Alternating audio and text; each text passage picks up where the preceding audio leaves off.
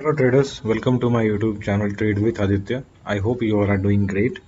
आज मार्केट में हमने देखा, सबसे पहली बात लेवल्स वगैरह के बारे में बात करेंगे। पहले हमने देखा कि क्यों कहते हैं लोग कि स्टॉप लॉस बहुत इंपॉर्टेंट होता है मार्केट में।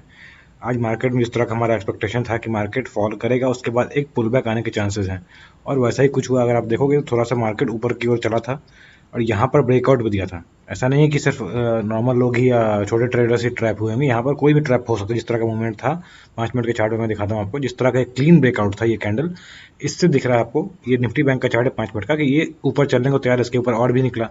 बट उसके बाद जिस तरह का फॉल है, इसको ही कहते हैं कई बार मार्केट इस तरह से ट्रैप करता है जब आपको पता ना हो कि मार्केट किस डायरेक्शन में काम कर सकता है। जैसे हमारा ये क्लियर कट लेवल था प्रीवियस डे हाई, इसके ऑब्वियसली जोन की तरह काम करता है रेजिस्टेंस, बट फिर भी ये काफ़ी ज़्यादा इसके ऊपर निकल गया, उसके बाद फॉल किया। अब जिन्होंने स्कैल्पिंग की होगी उनके लिए ठीक है, हो सकता है उन्होंने कुछ पॉइंट्स कमा लिए होंगे, बट अदरवाइज अब देखो किस तरह से ट्रैप किया। एक भी रिट्रेसमेंट कैंडल ऑलमोस्ट नहीं बनी और बैक टू बैक फॉल आया है।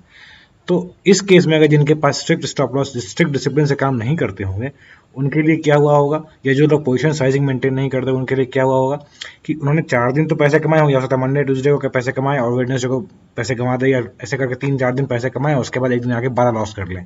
इसीलिए बार बार मैं कहता हूँ कि हमेशा रिस्क मैनेजमेंट को फॉलो करना चाहिए, हमेशा डिसिप्लिन को फॉलो करो। अगर आपने मान रखा है कि ब्रेकआउट कैंडल के लो पे मैं ट्रेड काट दूंगा, मैं स्टॉप लॉस ले लूंगा, देन जो आपने ट्रेड से पहले डिसाइड कर रखा है, ट्रेड लेने से पहले एग्जैक्टली आपको उसको फॉलो करना है। फिर नो मैटर व्हाट आपको उसको फॉलो करना। अगर आपको ऐसा होता है कि चलो यहाँ पर स्टॉप लॉस कट गया, उसको वापस निकल गया मार्केट ऊपर, फिर से ट्रेड लेंगे अगर हमारे रिस्क कैपेसिटी में है तो। अदरवाइज छोड़ देंगे उस दिन। मार्केट हमारे हिसाब से अगर नहीं चल रहा तो हम लोग मार्केट से लड़ेंगे नहीं।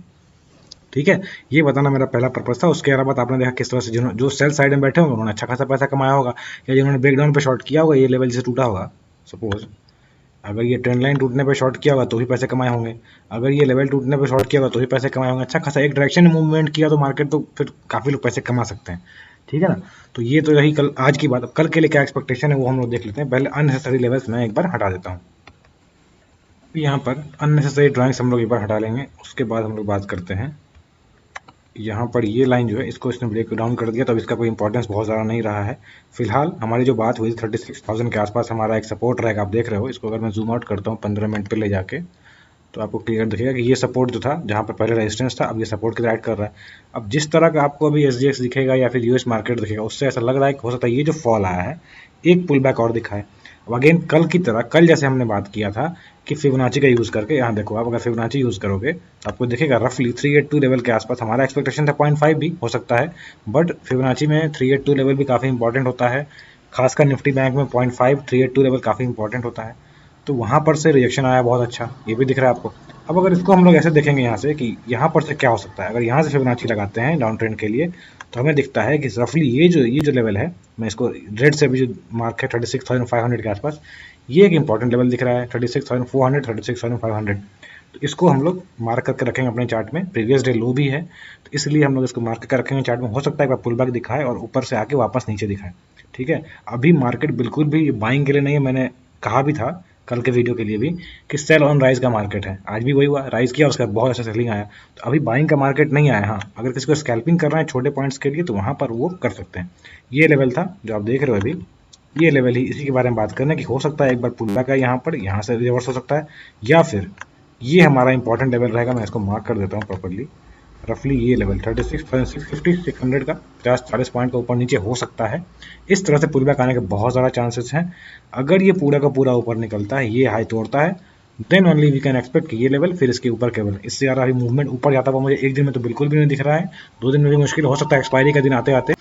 यहाँ पर इंपॉर्टेंट क्या रहेगा, देखो ये लेवल तो मैंने मार्क कर दिया। यहाँ पर इसके ऊपर ये एक जोन बना लेते हैं हम लोग। यहाँ पर एक जोन बना लेते हैं और इसको ऐसा रखते हैं रफली, ये हमारा रेजिस्टेंस रहेगा। ऊपर के लेवल्स आने की मुश्किल चांस है। नीचे के अगर टूटते हैं, नीचे अगर पुल बैक करके फिर से टूटता है, इसको जूम आउट करोगे तो आपके पास मैंने बना रखा 35,500 के आसपास का लेवल। 500 पॉइंट फॉल है यहाँ से, जहाँ से सपोर्ट लिया है तो कोई बड़ी बात नहीं होगी। And thereafter if the fall continue इतना ही शार्पली तो यहाँ तक आ सकता है। बट जैसे मैं कह रहा था, एक्सपायरी आते आते हो सकता है मार्केट साइडवेज हो जाए, तो इसलिए एक साइड ऊपर मूव दिया फिर नीचे मूव दिया। हो सकता है इस रेंज में ही, ये जो ऊपर का रेंज आप देख रहे हो 37,100 200 का, और नीचे का 36,000 का, या इससे 200-300 ऊपर नीचे, इस रेंज में ही मार्केट फंसा रह सकता है। बहुत ज़्यादा चांसेस हैं। ठीक है, इस चीज़ से आप ध्यान रख सकते हो कि अगर कोई स्विंग ट्रेडिंग करता है ऑप्शंस में कि ऑप्शन सेल करके बैठ गए तो ये भी काम, ये लेवल्स आपके लिए इंपॉर्टेंट हो सकते हैं। ठीक है, अब चलो बात कर लेते हैं हम लोग निफ्टी की। अभी देखो ये आपके सामने निफ्टी 50 का चार्ट है 50 मिनट्स का। अगेन देख रहे हो आप क्या हुआ है मार्केट में, सामने बात किया सेल ऑन राइज, ऊपर गया मार्केट, उसके बाद फॉल आया, उसके बाद फिर ऊपर गया, फिर से बहुत बेहतरीन फॉल है। अब यहाँ पर अगर मार्केट इस तरह से गिरने के बाद अगर साइडवेज हो जाता है या थोड़ा बहुत पुल बैक दिखाता है तो again what is that sign? That sign is for weakness only. जैसा मैंने कल की वीडियो में भी कहा था कि अगर बहुत ज़्यादा डायरेक्शन मूव के बाद एक साइडवेज हो जाता है अगर मार्केट, तो वो फिर ट्रेंड कंटिन्यूएशन का ही चांसेस ज़्यादा होता है, ऊपर निकलने के चांसेस कम होते हैं। ठीक है, और डाउन ट्रेंड चला भी आ रहा है, काफ़ी टाइम से हम लोग देख रहे हैं, तो इसलिए हम लोग इसके लिए तैयार रहेंगे। इंपॉर्टेंट लेवल्स कौन से रहेंगे? पहले सपोर्ट कहाँ से लिया वो देखो, ये जो सपोर्ट आजकल लो है रफली 16,800। अब 16,800 जब आपको याद होगा जब मार्केट स्ट्रगल कर रहा था इनिशियली, 16,800 पहले इंपॉर्टेंट सपोर्ट रेजिस्टेंस हुआ करता, सॉरी सपोर्ट हुआ करता था, उसके बाद रेजिस्टेंस रहा, अगेन वापस जब नीचे आया तो इंपॉर्टेंट सपोर्ट की तरह आज एक्ट किया है। तो 16,800 के लेवल को रफली हम लोग अगर मार्क कर लें यहाँ पर, यहाँ देखो आप, तो ये एक इंपॉर्टेंट लेवल है, क्लियर दिख रहा है आपको। अब जिस तरह का शार्प फॉल आया है, चांसेस हैं जैसा मैंने कहा कि बाहर के मार्केट्स को देखे एक पुल बैक आ सकता है। कहाँ तक आ सकता है? सिंपल एक सबसे पहले हम लोग मार्क कर लेंगे प्रीवियस डे लो देखा, इसको मार्क कर लेंगे 17,060 का, उसके ऊपर हमारा प्रीवियस डे हाई है, इसको मार्क कर लेंगे आज का हाई है। इतना लेवल आ सकता है। क्या फिबोनाची के ऊपर से देखेंगे हम लोग क्या इंपॉर्टेंट लेवल है, तो हमको दिखता है कि ये इंपॉर्टेंट लेवल है 0.5 का, बट जैसे बैंक निफ्टी में दिखा आपको 382 लेवल से भी रिएक्शन हो सकता है। दैट मीन्स कि इसको अगर हटाएं तो यहाँ से 17,000 के आसपास आके भी रिजेक्शन ले सकता है, क्योंकि 17,000 अब एक इंपॉर्टेंट रेजिस्टेंस की तरह काम कर सकता है। इसलिए ये बात आप ध्यान रखना, जब आप शॉर्ट करते हो या लॉन्ग होते हो तो ये कई बार ऐसा होता है कि मार्केट आपके लेवल आने से पहले रिटर्न हो जाता है। इसीलिए मैं कई बार से कह रहा हूँ कि आप अपने टारगेट्स को फिक्स रखो और प्रॉपर्ली जब टारगेट आ जाता है तो एक्जैक्टली कॉस्ट के ऊपर ले आओ अपने आप को। अगर ट्रेड भी करना है तो अपने मतलब लेवल्स को, और यानी तो टारगेट बुक करके चुपचाप से उसके बाद बाकी मार्केट को स्टडी करो। आपको सारा मार्केट नहीं कैप्चर करना है कि अगर 400 पॉइंट का फॉल आया तो मुझे 400 पॉइंट कैप्चर करना है। ठीक है, ये बात आप हमेशा ध्यान रखा करो। अब यहाँ पर इंपॉर्टेंट लेवल्स बता दिया मैंने कि अगर पुल बैक यहाँ से आता है तुरंत जंप नहीं करना ऊपर के लिए। आई बिलीव यहाँ से सेल ऑन राइज वापस हो सकता है, नीचे आ सकता है। अगर इसके ऊपर टूटता है तो मेरा भरोसा इस जगह पे बाई करने का, इस जोन में बाई करने का बिल्कुल भी नहीं रहेगा। फिर मैं वेट करूंगा कि इसके ऊपर निकले, जिस दिन कल निकले परसों निकले, then only I will buy. क्यों? क्योंकि मैंने ऐसा कहा कि हो सकता है एक ऊपर का मूव आया छोटा सा, फिर बड़ा सा नीचे का मूव आया। अब ये मार्केट हो सकता है इस जोन में ही फंसा के रखे लोगों को एक्सपायरी तक, चांसेस बहुत ज़्यादा है, थोड़ा बहुत ऊपर नीचे हो जो भी हो। इसलिए अब साइडवेज के चांसेस ज़्यादा हैं। इसलिए अगर यहाँ पर से आके शॉर्ट करने को मिलता है then I will be more comfortable यहाँ पे, क्योंकि मेरा रेस्ट रिवॉर्ड अच्छा मिलेगा। और अगर यहाँ थोड़ा टाइम बिताता है तो बी प्रिपेयर्ड कि हो सकता है थोड़ा बहुत पुल बैक निकाल के वापस से नीचे आए।